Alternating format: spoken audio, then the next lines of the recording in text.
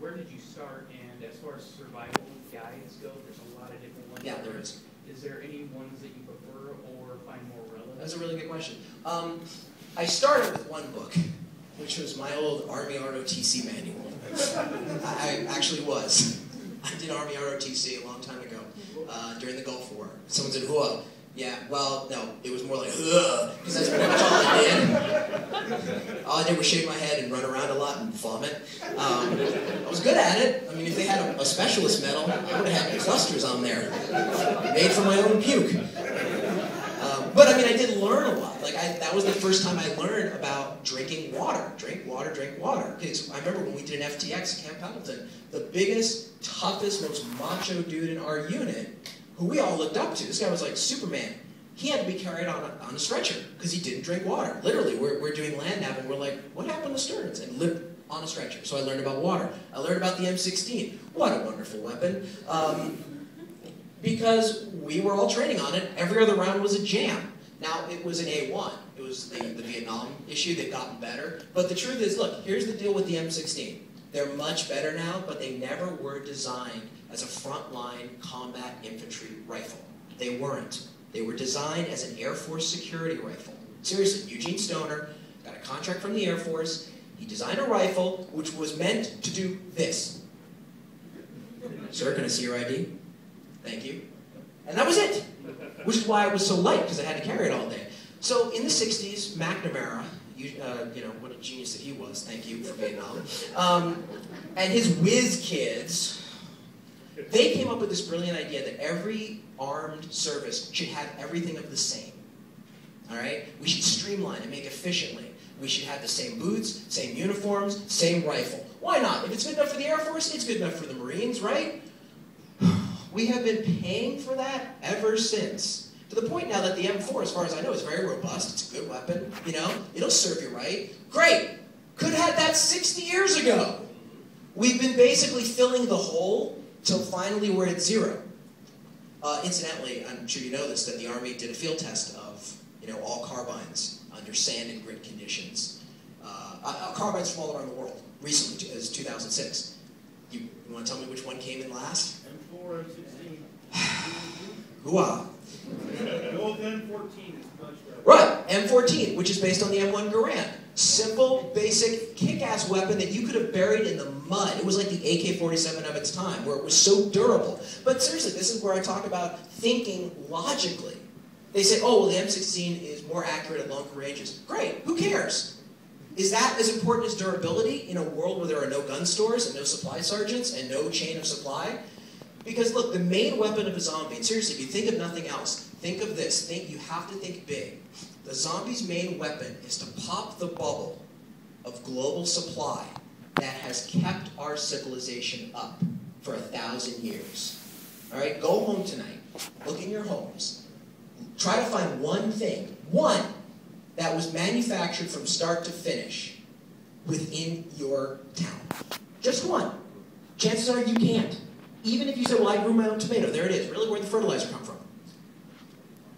See what I mean? We are an interconnected society, and that's a zombie's greatest weapon, is disrupting that society. So when you're looking for a gun, you want something that will not crap out. All right? AK, it's crude, it's not as accurate, it will not fail you. Next question. In the back with the hat, swordsman. Who, by the way, wait, stand up and introduce yourself. Give yourself a sales plug. I'm Maxim McCarter.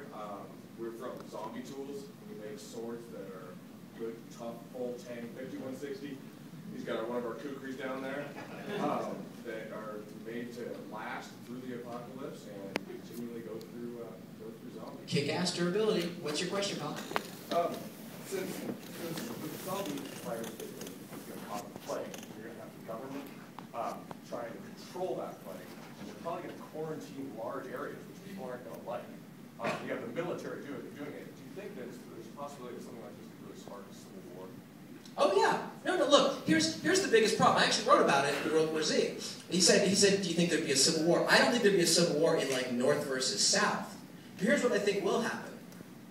If it goes down like it does in World War Z, where the government has to withdraw to a safe zone, And it's going to leave a lot of isolated pockets of refugees. And some of those refugees are just going to get taken out. But some are going to band together as a community, and they're going to survive, and they're going to learn to thrive.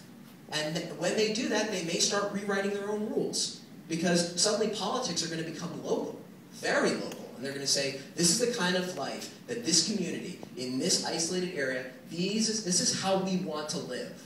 Well, then the government is eventually going to start recapturing that territory and say things like, all right, time to go back to income tax. And people are going to say, well, I don't want to live the way you want to live anymore. You abandoned me. You ran out. This is my community. This is my country. So yeah, there's going to be a lot of those. Local warlords. Yeah, exactly. More, not so much like blues and the grays, but yeah, like local warlords, strong men, or just societies. So yeah. Who are also heavily armed. Well, they're going to survive if they're heavily armed. So, sleep well, everybody. Everyone else? Anyone? Yes, sir. Yeah, your book was written 10 years ago. If you were to write it today, what would additional material, if any, would you include in it? That's a good question. Let me see. If I were to write this again, 10 years later, because there's some things I think I got right, especially in World War Z, and there were some things I got spectacularly wrong.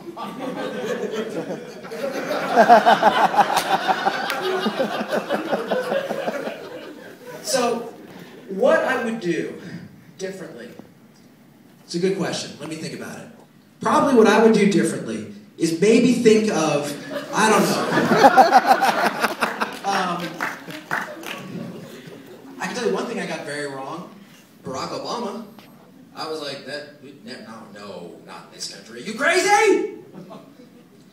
I would probably go more into detail. I would work even harder. I would put even more energy into it. That's what I would do. I think that would, because as hard as I worked, you can always work harder. Thank you. Yeah, there we go. Yeah. See, now you're on camera. How's it feel? Yeah. Behind the foyer. Anyone else? Yes. Okay, so I'm going to test your resolve here. My resolve. We're at ZomBcon. The zombie apocalypse happens right here at ZomBcon. Do you go back to LA to your wife, or do you go with us up to Alaska? Oh, that's a really good question. I don't know who you are. I don't know my wife and kid, because look, I married my wife. I made my kid. I just met you. I don't know who you are. Maybe you're like, I'll protect you. Yeah, they say that in prison a lot. Moving right along, anyone else? Yes, ma'am. The movie. Can I ask about the movie? Oh, yeah. Yes, the movie. Iron Man 2. It's awesome. Everyone should see it. That's what you, what? So, I understand there's been rumors Brad Pitt is going to... Oh, yeah, all right, that one. All right, here's the deal. For those of you who haven't heard, Brad Pitt's company has the rights to World War Z. And incidentally, I suspect that's sort of what made zombies okay. Was like, suddenly there was like, because the public hears words like bidding war and bestseller list, and suddenly like it's all right. Oh, bestseller list, wow, okay. That's right there with my diet book. Yeah, bestseller list means nothing. But yeah, Brad Pitt's company has the movie rights, they have a director, Mark Forster,